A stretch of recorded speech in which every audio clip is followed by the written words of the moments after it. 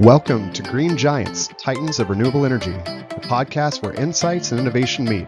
Every episode, we dive into conversations with industry leaders, experts, and change makers, bringing you the stories and ideas in the renewable energy sector that shape our world. And now, let's jump into today's episode with your host, Wes Ashworth.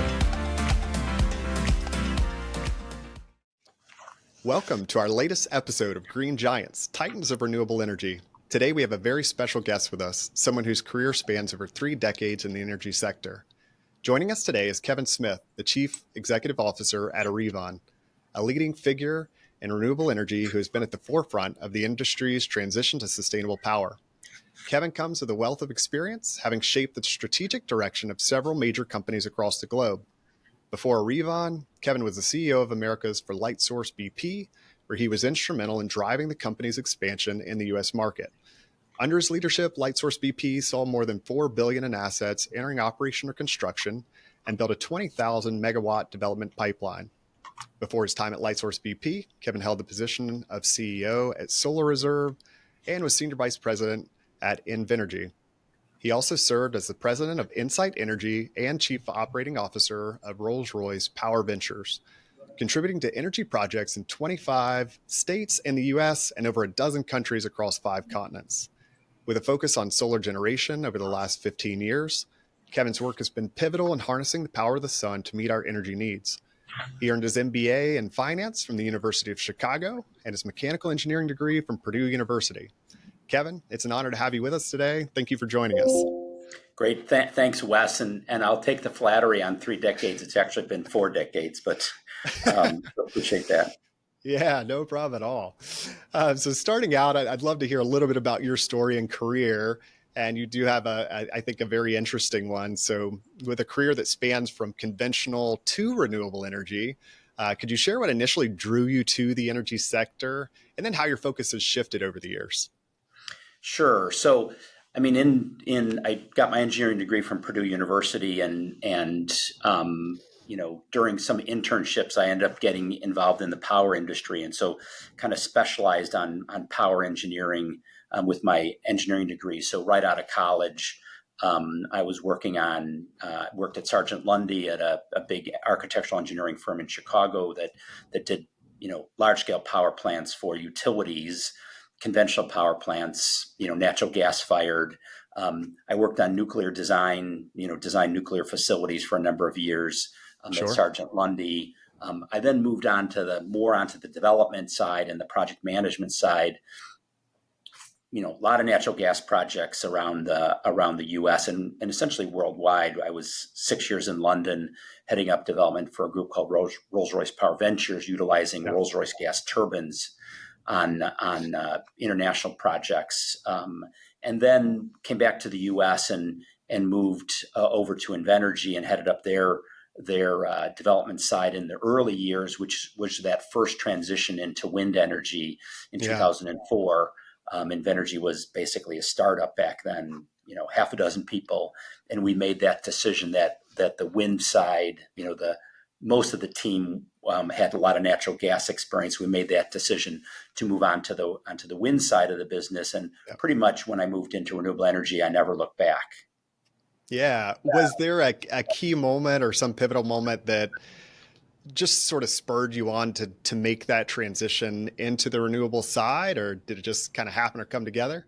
Well, it was really that concept that all of a sudden you went from, on one day working on a natural gas fired project that the biggest discussion was about emissions and pollution and those kinds of activities. And then all of a sudden, the next day, I mean, literally, because we were doing both kinds of projects at Invenergy, right? Literally the next day you're in a public hearing and you have a power generation facility that has 0 emissions.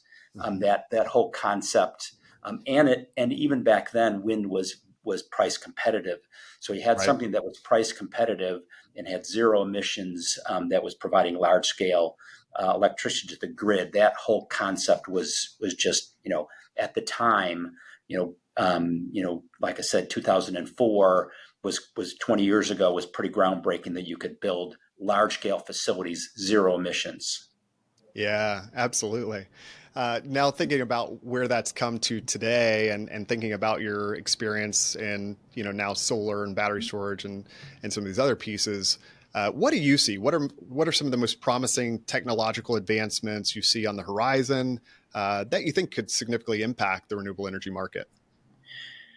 Well, I mean, there's a lot of different technologies that people are looking at. Obviously, solar and battery storage, and wind, and carbon capture, and green hydrogen, and those kinds of activities. I mean, I see some of those other technologies, say green hydrogen or carbon capture, picking up some speed. But my view Yeah, is really the biggest areas where we're going to see the biggest growth is going to continue to be in solar and battery storage. Clearly, battery storage is starting to make a difference in some markets. We've got a lot of projects in the California market, and we're looking at some across the country. But certainly, yeah, the California market has taken advantage of the battery storage side. So I think we're going to see a huge amount of advancement on the energy storage side, whether that's better, cheaper batteries, or whether it's different technologies on longer storage. And certainly, when we look on the solar side, there are certainly technologies on there, different panel technologies that are advancing, and really just the overall reduction in potential costs, both on the solar panel side and on battery storage. I think, from my perspective, that's where we're going to continue to see a fair amount of technology advancements.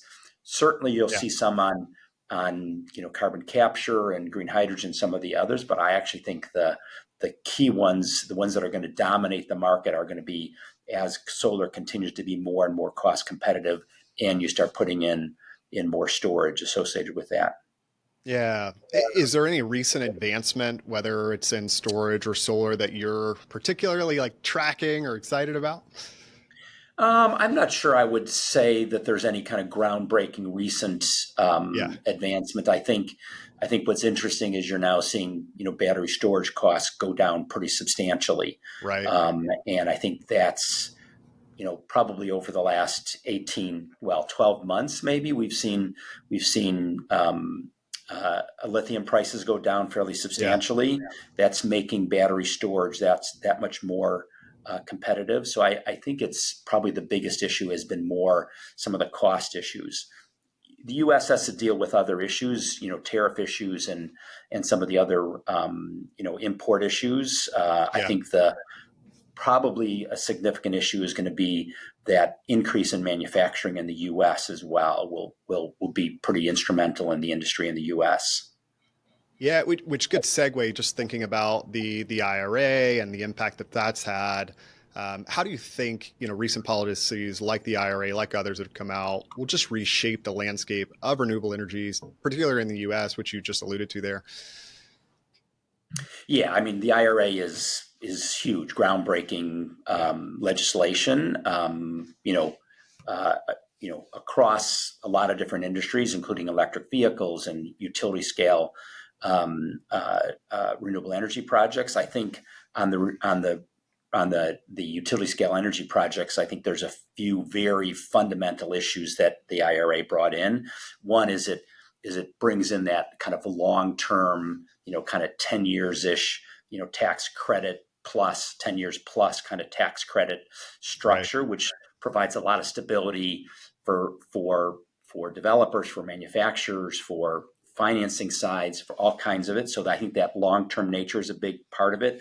I Yeah. think introduction of transfer credits for the tax equity side is huge and growing. I mean, it started off when it first came out that it's going to be kind of a slow road Yeah. going forward on transfer credits.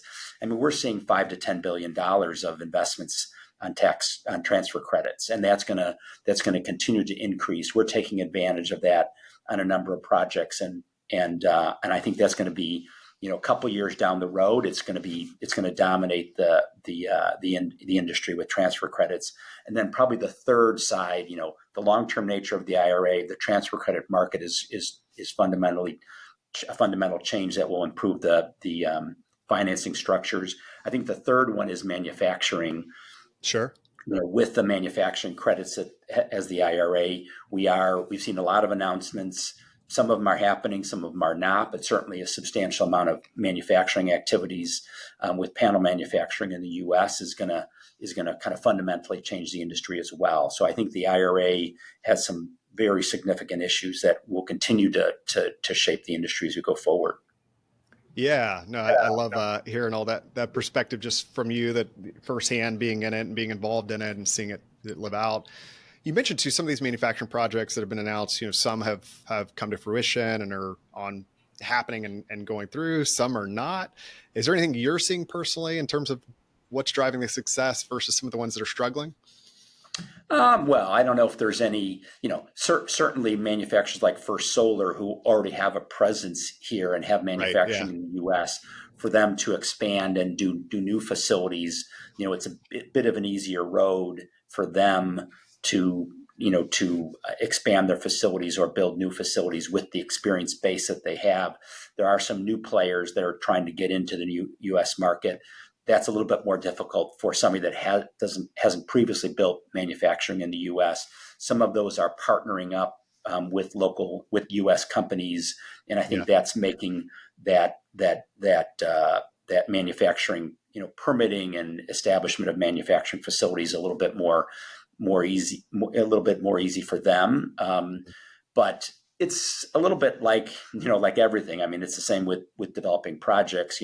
Yeah. Everybody announces all kinds of projects on the wind and the solar side. Not all of them come to fruition. Right. Economics, funding structures, land issues, access to electricity, low cost electricity. All Yeah. of that affects manufacturing facilities, and some of them are moving forward, and some of them are probably not going to move forward. So I think that's inevitability of developing projects. Yeah. And something we had talked about prior to this conversation, just the community side of the equation. And that's something I really want to get out there and hear your insights. And I know the listeners will gain a lot from, because I think that's coming up over and over again, just the community acceptance piece and bringing the community in and having that be, I guess, not so much of a barrier. And I know you've had success in some communities that aren't as receptive to that. And so I'd love to hear, just from your experience and perspective, one, how important is it to have the community engagement in the success of these projects? And then, what innovative approaches or what approaches have you used that have effectively addressed those community concerns and interests overall? Yeah, obviously the community pushback over the last several years has gotten a bit more intense. Yeah. You have, frankly, the fossil fuel industry has gotten involved in supporting some of that pushback, Right. and so the community outreach is a fundamental part of the project development activities. Yeah. You're no longer just building projects in California and some of the friendlier areas for renewable energy. Although you're even getting pushback in some of those markets as well. I mean, Sure. we're Yeah. building projects in Arkansas and Indiana and Illinois and Missouri and at Arevon. I mean, we've got 1,500 megawatts in construction right now and about Yeah. 3.5 gigawatts in operation and a big development pipeline. And you're going to see projects in markets that didn't normally take to renewable energy projects. They were more of an oil and gas, market. And so those markets are really critical to go in early with a community outreach program. Okay. Get to know the local politicians, get to know the local community groups, get to know the adjoining landowners that aren't participating, making sure you're putting in programs so that everybody benefits from that program, not just the landowners that are involved. That you put in neighboring landowner agreements so that they're participating in the upside on the project as well, and Right. also working with the community to see you're building what could be a $300 or $400 or $500 million facility.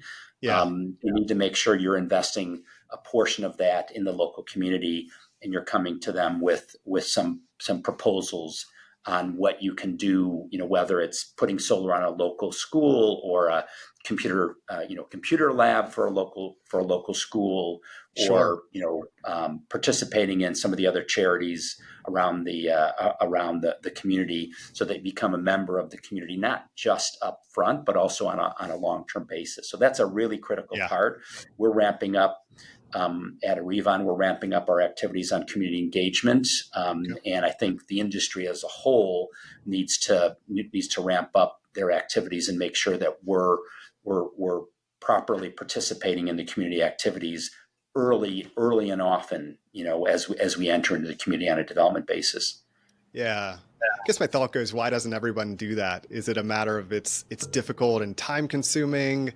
What are the things that hold people back from really getting involved in Yeah, that roadmap that you just outlined? yeah, it is a bit of an expertise that a lot of companies don't necessarily. It's one thing to send your land people in and deal with land issues and Yeah. interconnection and some of those, but the community issues it's a little bit more understanding the politics and understanding the community needs, which is a little bit, we're a bit more technical driven and financial driven, and that Okay. touch into the community sometimes is a little bit foreign to some companies. So Uh-huh. it's actually bringing on experts into the company in Okay. community engagement, not just trying to hand it off to somebody that is a more of a technical person, but finding, really increasing our expertise on community engagement so that we really interface with the community leaders to understand where the community, what are the concerns of the community, what are the Yeah. benefits that we can bring. Obviously, there's jobs that we're bringing. We're bringing in most cases potentially over the lifetime of the project, tens of millions of tax benefits. Right. Um, but we also need to make sure that we're providing that, the details on that properly, and Yeah. also where we can insert ourselves into the community to help some of the priorities of the community as we engage in a fairly significant investment in the area. Yeah, I love that. And I think the importance of even hiring someone that's Yeah. has that experience and expertise and knows how to, get into the community and do those sort of things. What sort of profile is that? If you're hiring that position, maybe you have, or if you were, what are you looking for? Well, we are. I mean, we have uh, you know community affairs individuals within the organization. Right. It is a different background than if you were hiring somebody to develop a project or project management or build a Yeah. project. They really, they need to have, like I said, a bit more. Of a softer touch, and some of it is understanding the politics, some Uh-huh. understanding the region, understanding how people think about new projects in the area, the fears that they might have, the concerns that they might have, Right. what are the important issues for them. So it's really finding somebody, obviously across the power industry and across really all industries, whether you're going to build a new auto manufacturing facility or a new natural gas fired facility, those companies, or whether you work for a utility, those companies have people that are engaging in the community, and that's the kind of experience that we're looking for. Is Yeah. they've actually done this at other companies. It could be a completely different industry, but Right. they have that skill set that gives them the ability to kind of understand what the key issues are for the community, and allows us to come up with some proposals and engage at the proper levels and with the proper messaging, so that they understand what we have to offer to the community. Yeah, fantastic. And getting in on to a different piece of what you shared there, just with the economic impacts, benefits to the community, and I think those are some of the things that need to be put out there, just from an education standpoint. That we go a lot off of misinformation or what we don't know. Sort of, alarm bells go off and you get defensive or what have you. But I'd love to hear, if you can elaborate on some of those economic impacts from some of these large scale projects in local communities, especially in terms of job creation and the economic development side. Yeah, I mean the let's take a typical project. If you're building, say, a 200 million or $300 million project, solar project, Yeah. into a rural community, during that construction period, which could be 12 to 18 months, you're probably bringing in 300 or 400 construction workers, hopefully largely from the surrounding area. Yeah. Most of the contractors have training programs, and so they'll want to bring in local people into that construction activity. Some people may be moving from other industries and learning the kind of solar installation market. So I think the initial part of it is really that those construction jobs that go on for 12 to 18 months brings in a lot of investment into the industry, and Yeah. also trains people in the local markets that they can then work on projects across the state or in other states Yeah. or down the road. So I think making sure that you've got a contractor that is focused on utilizing local labor as much as possible and providing training programs for those new workers. That's probably one of the big buckets. Yeah.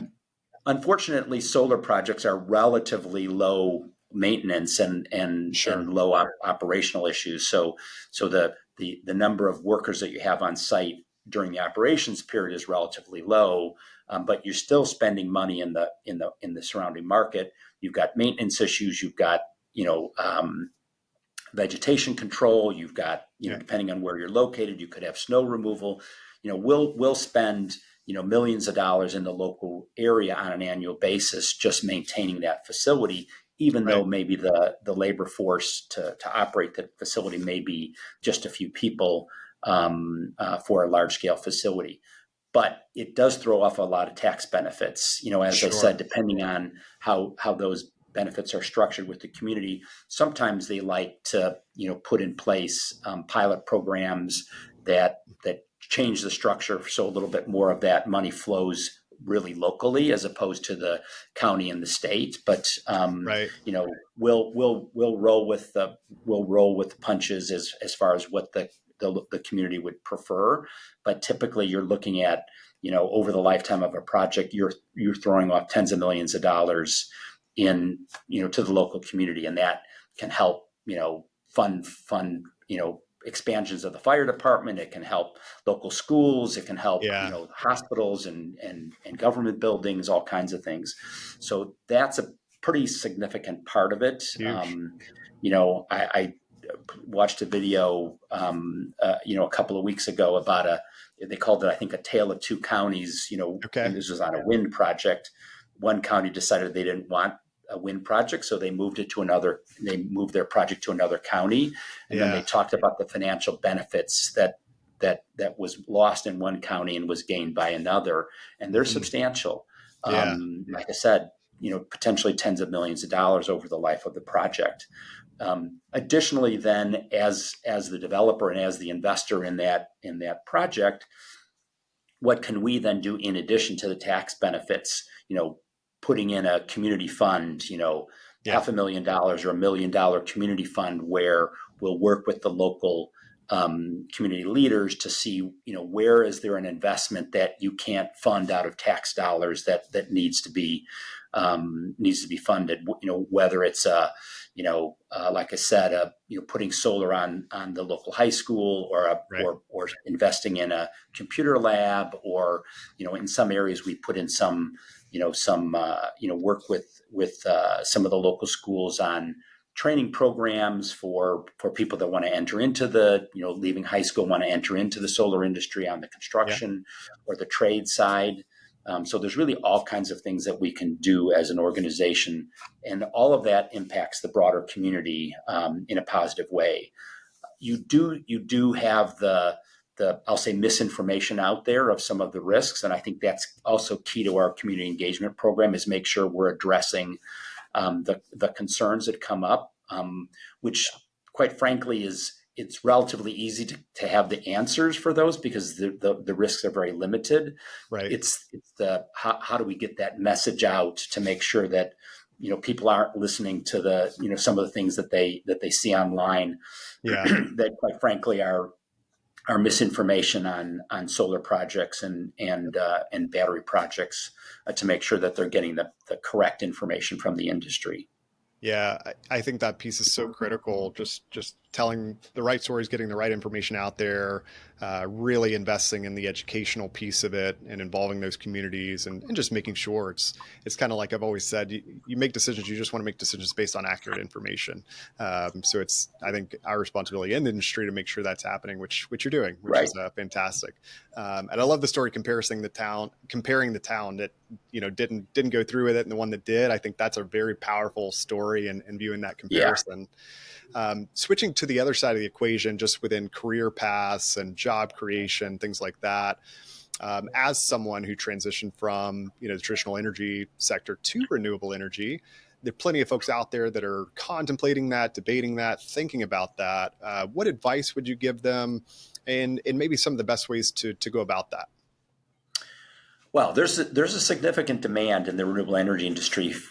We're continuing to experience significant growth, Yeah, and that growth is really fueled by bringing in additional labor, additional experienced professionals into the market, and in some cases not so experienced professionals, but people right. that have a willingness to learn. So, the skill set that probably pulled me from conventional into renewable energy was a technical degree. I had an understanding of development activities because I was developing conventional power projects, natural gas fired projects. So land issues and transmission and all those things are very applicable. As are contract issues, power contracts, partnership agreements. All those are applicable in Yeah. many industries. The finance side, similarly, I Hmm. mean, renewable energy has a few specifics. The tax equity side is relatively unique to a renewable energy, but the project financing side and finance and accounting. So there's really just so many areas that are applicable when you move from, say, if you're working on the oil and gas side and you want to move into solar, Yeah. likely 80% of the things that you're doing are very applicable. Right. So I think it's recognizing that you have that applicable skill set, and Sure. then really search the market to see who are the successful companies in your city or the region you want to live. Yep. Excuse me. And then spending some time looking at those companies and seeing what their needs are. But if you're coming out of the oil and gas sector, there's a pretty good chance that you've got a pretty good skill set that's applicable. 80-90% of those skills are likely applicable over. Excuse No, me. definitely. Um, and so thinking again, different topic, but your shift from traditional energy to renewable energy, and you said like once you made that shift, never look back, which I love to hear that. But what continues to drive your passion in renewable energy? How do you stay motivated? In the face of industry challenges, it's not an easy industry. There's a lot of different factors and hurdles and obstacles that you deal with and face every day. But what continues to drive the passion for you? Well, I think it's pretty clear that we're experiencing some significant climate shifts Yeah. in the world and certainly in the U.S. So, um, recognizing that it's not something that's off in the future. We're Right. experiencing those things right now, Yeah. and I think that's something that we see on a day to day basis. So that means we're running out of time.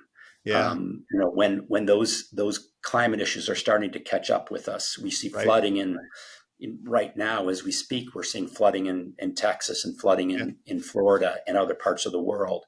So I think that's probably driving certainly my passion, is recognizing that I want to make sure that we're focusing on those issues right now while we have Yeah. a chance to kind of catch up. I've got children and a grandson on the way. Yeah. um, and I think that's something that drives my passion as we go forward. Is we are experiencing climate change. We're Right. seeing expansion of electricity demands. Data centers, all kinds of things. So we're going to have to address those energy needs, and we've got opportunities right here in the solar industry and in the renewable energy industry to address those on a clean energy basis, and we need to take advantage of those. Absolutely. So thinking about that future, the future of your kids, grandkids as well, what is your vision for the future of energy, and what steps do we need to take today to start aligning with that vision? Um, I think my view is it's going to be a pretty solar world going forward. Okay. Solar is very cost competitive right now. Yeah. It's a worldwide market. We're building manufacturing in the US. Battery storage is now starting to supplement that in a number of markets. It'll continue to supplement that in a number of markets. So I think as we look into the future, there will be there'll be a diversified approach. Right. It's going to take a while to phase out some of the fossil fuel um, requirements and demand, because right now we don't have 24 hours solar on a large scale basis. Yeah. But I think you're going to see solar continue to dominate the future going forward for the near term. Certainly, the next decade or so, it's largely going to be dominated by increasing solar and increasing solar technologies, along with energy storage. You'll Yep. get supplement. Certainly, the wind industry is been very successful and will continue to have some success. Some of those other, green hydrogen and carbon capture, I think those are a little bit off into the future right now, but Yeah. certainly in the U.S. market. Right. So that's why we're focusing on that solar battery storage, energy storage side of the business, as we look forward over the next decade. Yeah. I love that. And again, thinking about your legacy and impact, and maybe a good place to start closing out this interview. But what legacy would you like to leave in the renewable energy industry? And what do you hope future generations will say about, your efforts today, looking back at some of the things you were able to do and accomplish with the teams you've been on and companies you've led? Let's see. My legacy probably is the legacy I want to leave for my children. I'm Yeah. in my 60s, we'll say, and still working 70 hours a week. Right. And I expect I'm going to do that for the foreseeable future, as long as people continue to hire me to do what I think I do best, Yep. which is develop renewable energy projects. I'm going to continue at that pace because I think we have to. Now is the time to address it. We should have been addressing it 10 years ago and 20 years Yeah. ago, but Yeah. we now have the capabilities in place to kind of accelerate through this problem that we're dealing with. Yeah. And so I think the legacy I want to leave for my children is that I did everything I could. Yeah. I love that. It reminds me of the saying, the best time to plant a tree was 20 years ago. Second best Yeah, time is exactly. today. So it's about Yeah. what we do today with what we have. So that's fantastic. Any kind of closing parts of wisdom, insight, advice, things you'd like to put out there in closing? Well, I think like I said, I mean, we're running out of time, and I Yeah. think we need to act like we're running out of time. We need to work like we're running out of time. We need to come up Hmm. with solutions. We need to work closely with communities to help them understand the benefits of energy. Whether you're building a project in California or Arkansas or Indiana or Illinois or wherever, Yeah. I think it's we have to make an impact on our energy future, and we've got to make that impact now. And I think that's if everybody acts like we're running out of time, then that Yeah. can raise that whole industry so that we can address the issues going forward. We have the tools at our fingertips. We have the Yeah. technologies. Those technologies continue to improve. We just need to implement those, and work with governments to make sure that they're supporting those activities as well. Yeah, that's so encouraging, and I get inspired just hearing you say that too. But it's start today. It's we are running out of time. Like it's no longer something that's speculation or anything of Exactly. that sort. Like we each have to do our part, whatever that might be. So I think whatever that next right step is for each individual person, you take that step because again, the timing is tight, and we should have done it a long time ago. But all we have is Exactly. today, and we got to start there. Exactly. Yeah. Well, Kevin, thank you so much for joining. Thanks, This is Wes. such a valuable episode and so many great insights there. So can't thank you enough for your time and Of coming and course. coming on the show. Thank you to the audience out there for listening. Make sure stay tuned. New episodes are coming soon, and remind you to listen, rate, subscribe, review, share, and get the word out. So if you liked it, share it with a colleague, share it with a friend, and don't forget to follow us on our social channels, and also look up Kevin, see what he's doing as well, and follow him. But stay tuned, and until that, we will see you next time.